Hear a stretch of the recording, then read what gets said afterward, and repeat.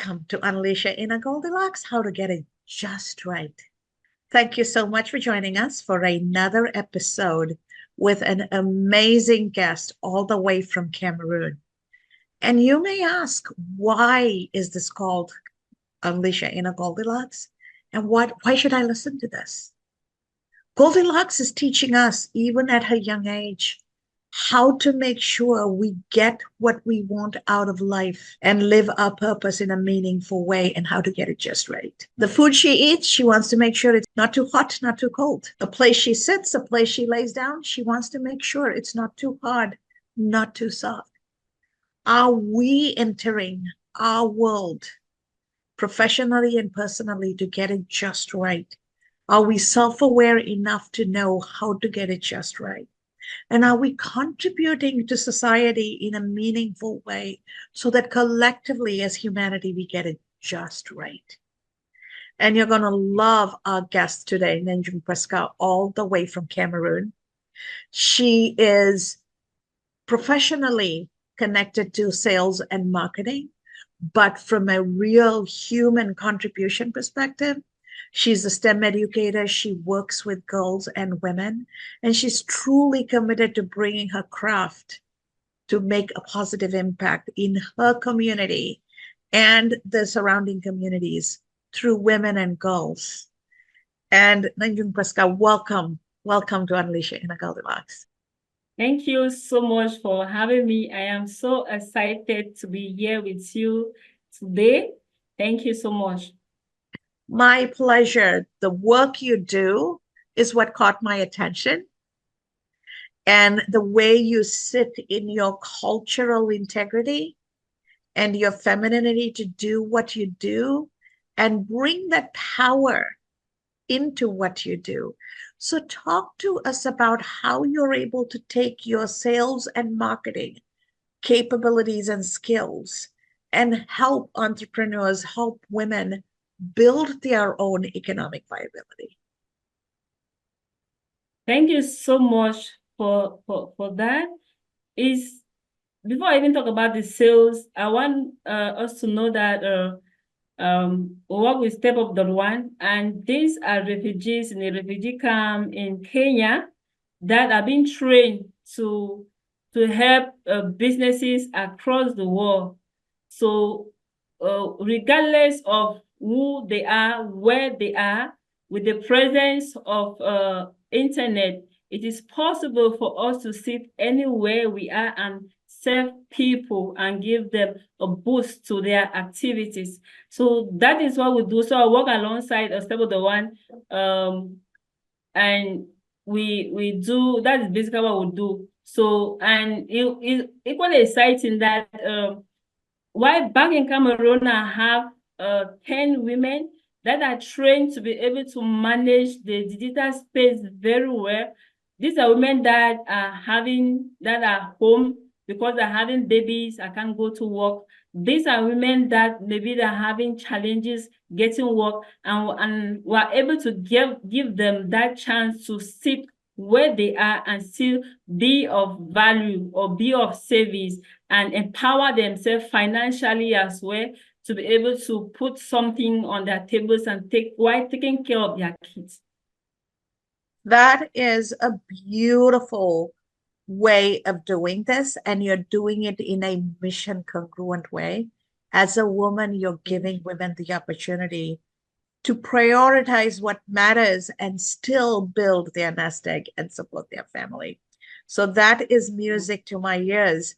And you're not only doing this, you're also doing STEM education.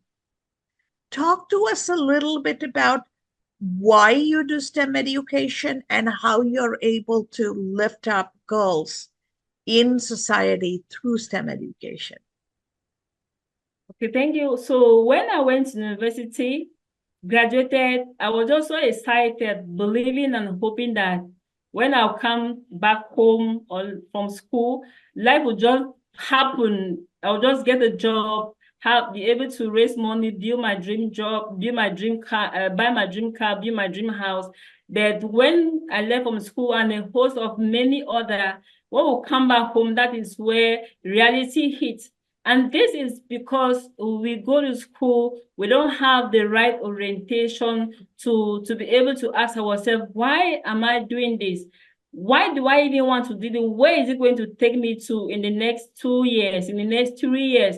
What is the marketplace asking for? So we just go to school dumbfoundedly and come out and we are roaming the streets and picking up odd jobs, and some are staying back home with their parents and fighting over pieces of cassava with their younger ones and all of that. But when I look at the challenges that we have after leaving school, I saw in and looking at the way things are going, studying the job market and STEM education is the best for our young people. And I even believe that looking at Africa, we are left behind when it comes to STEM education. That is why I engage myself with all these activities to be able to put young people together who are excited to go to school, for them to know that, okay, don't just go to school because you want to go to school. We have been there. We have crossed these bridges. This is what you have to do to at least get it right. Now I'm having robots doing almost everything. You want to be the one fixing those robots. You want to be the one building those robots. That's what I'm telling them. And when I tell them and show them what videos on what robots are able to do, that in the next few years, this is things that humans were doing, now that robots are doing. Where is your own place? If you go and study history, integrate a bit of technology, integrate a bit of science in it to be able to bring out. Let's says history is being told, but it's also being written. So we can actually rewrite the history of our education system. So those are some of the things. When COVID hit, all of us realized that everything changed, and up to now, everything has remained the same.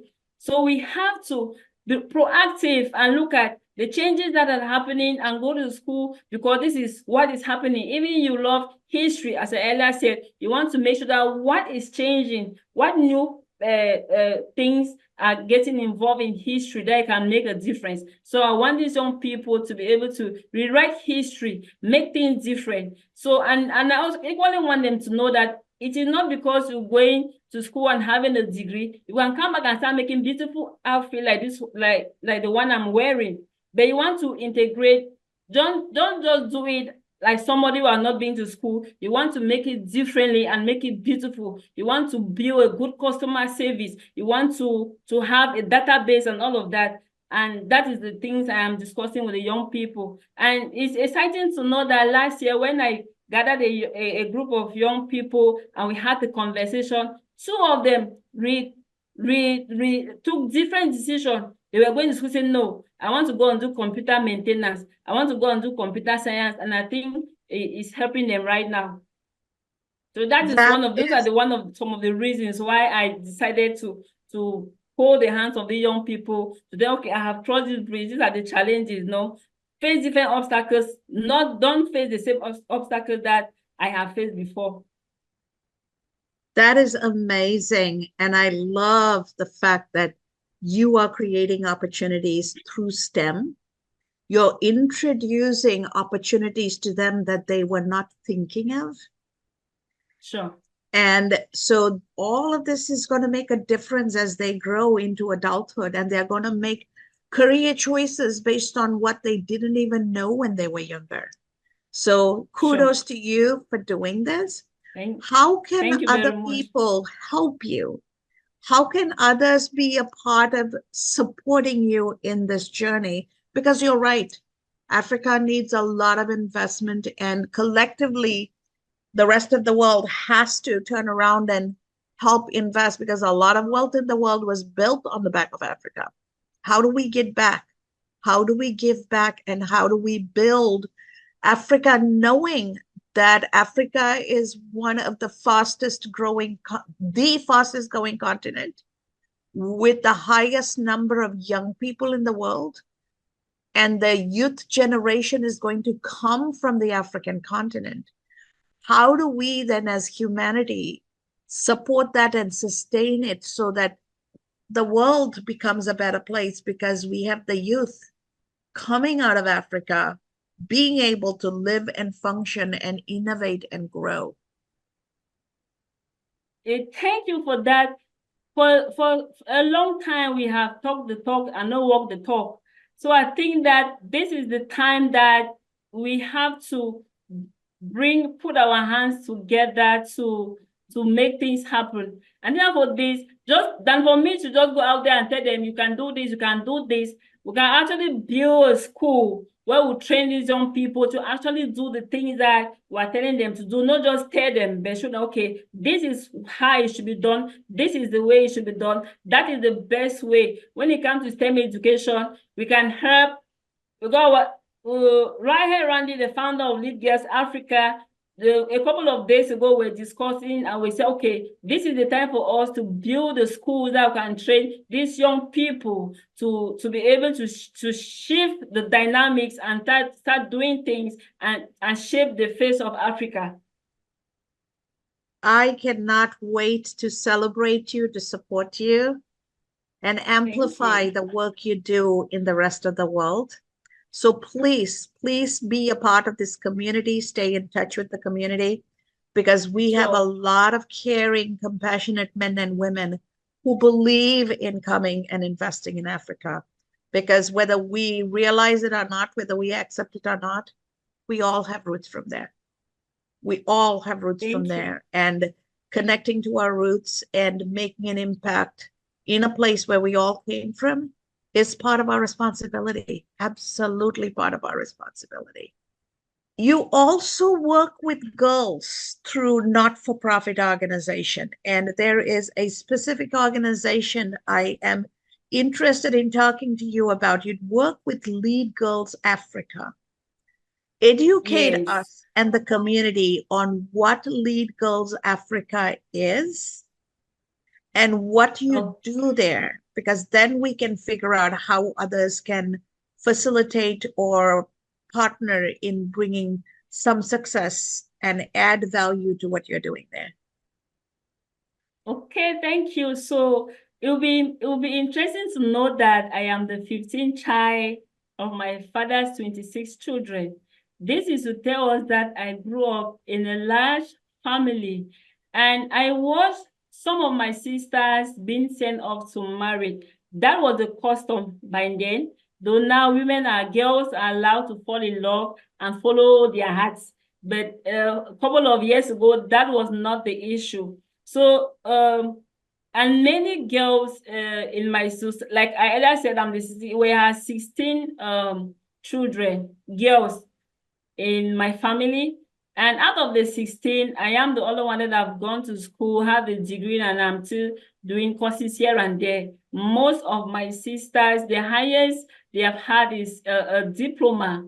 And this is the same thing that is happening with a lot of girls, and especially in the northern part of Cameroon, the girls get married very early. They don't have the luxury of education. And these are young girls that have their own dreams, but they are being caged into marriage or not given the opportunity to go to school. So what Lead Girl Africa do is we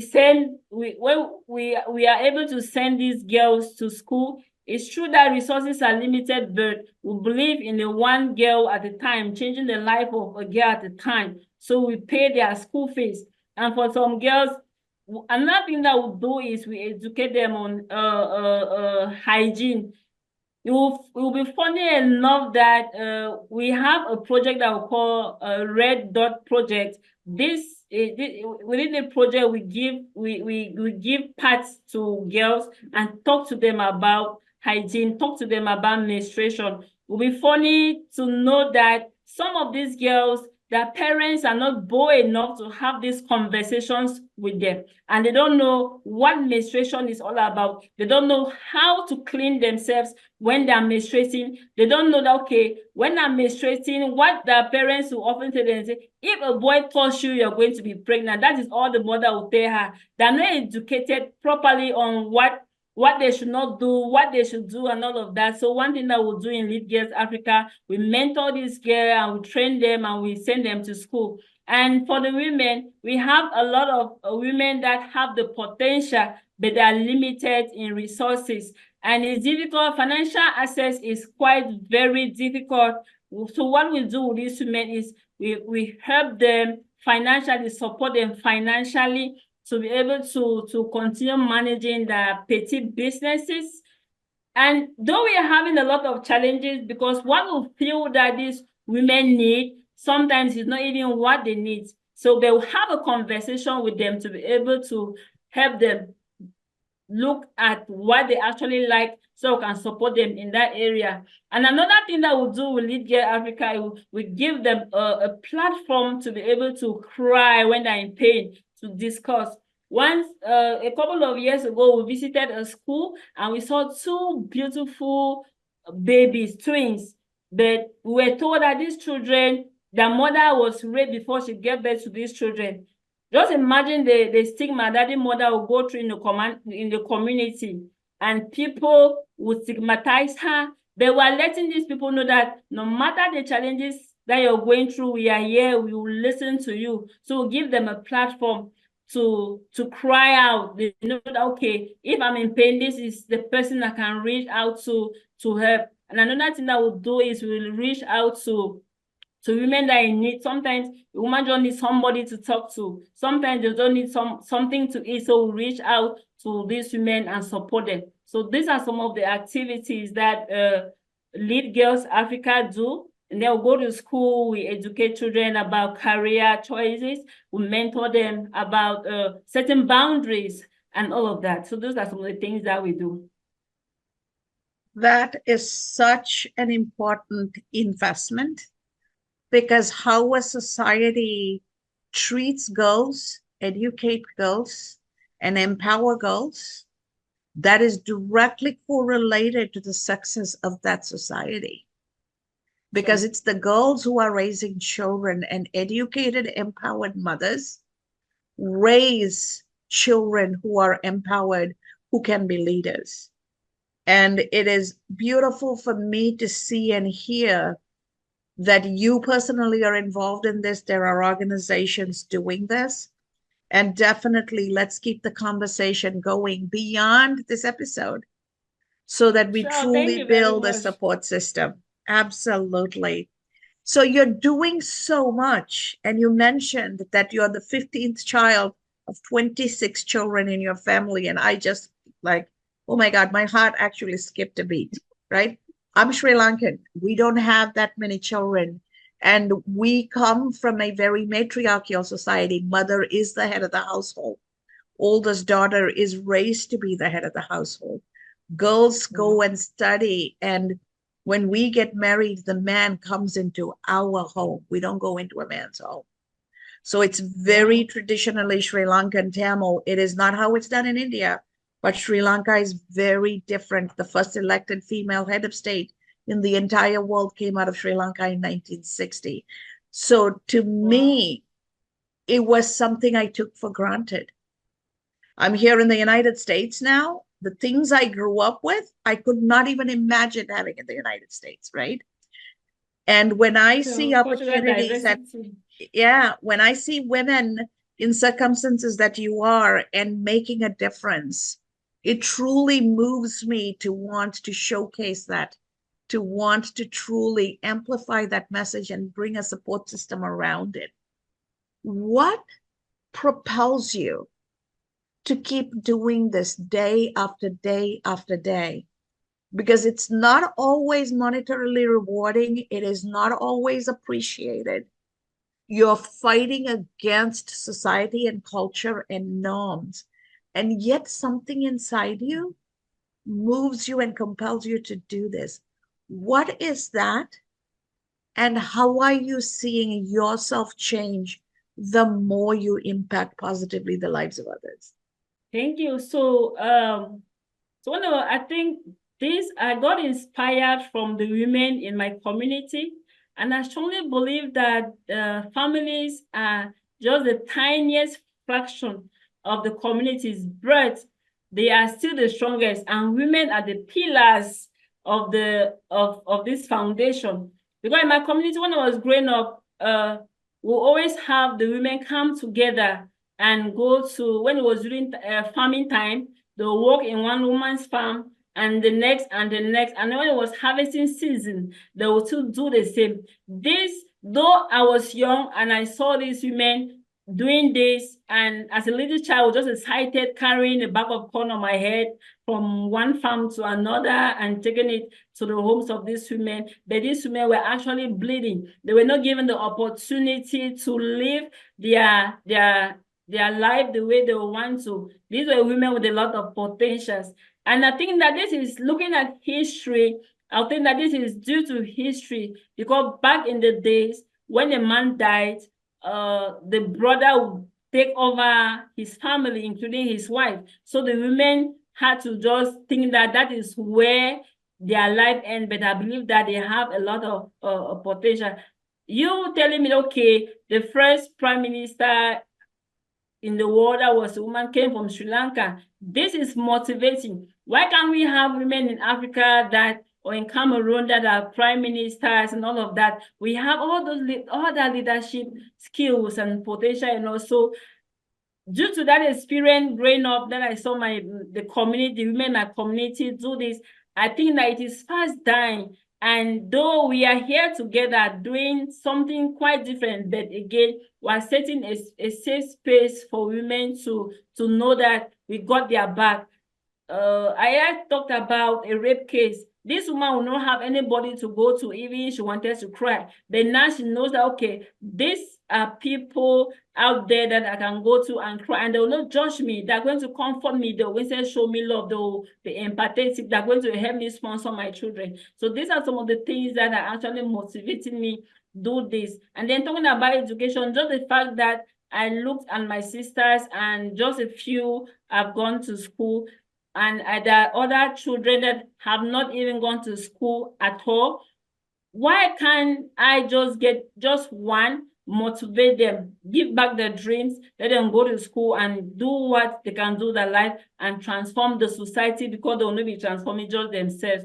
Okay, the things that I gain from doing this, one, I get a self-satisfaction, and every day I keep dreaming and looking at what can I do next to make sure that even when I'm not there, the next generation will know, okay, there was a Prisca that came and she did this, and the female the women's society is getting better, and they have the courage to stand and talk. And growing up, I was so shy, I could not talk till 2016 when I stumbled on Les Brown's video, and he said it is possible. All you have to do is to believe that it is possible. And I took that, and I'm standing here, I'm talking. And many people who knew me as a child say, hey, Prisca, so you could talk. So those are some of the confidence that we want to give to those girls, that though you are mute now, you can be unmute, and you can change the world just with your voice, just with your craft and all of that.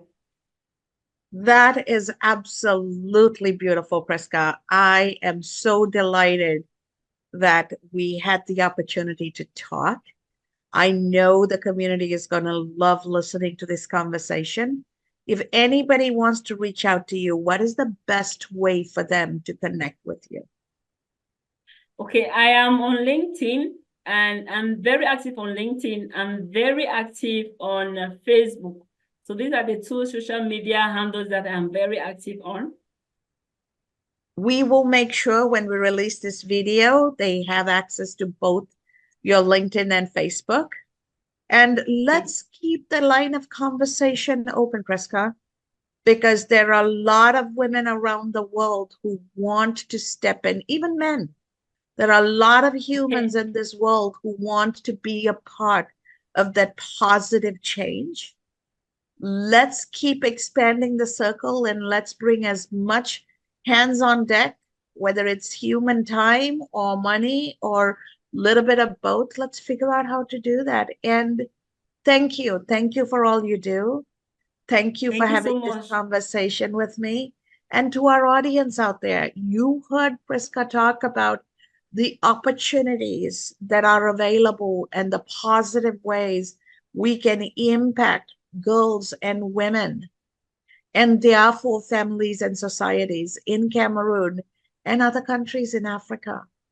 So please, as you think of ways to support humanity, as you think of ways to donate your time and effort and money, engage with these organizations.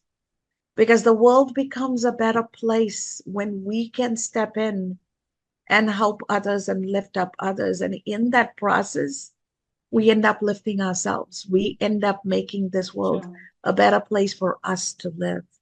So thank you. Thank you very much for all you do, Prisca, and cannot wait for our Thank, community to engage with you. thank you for having me. I'm so excited to be here and sharing with you today. I'm so excited. Thank you very much.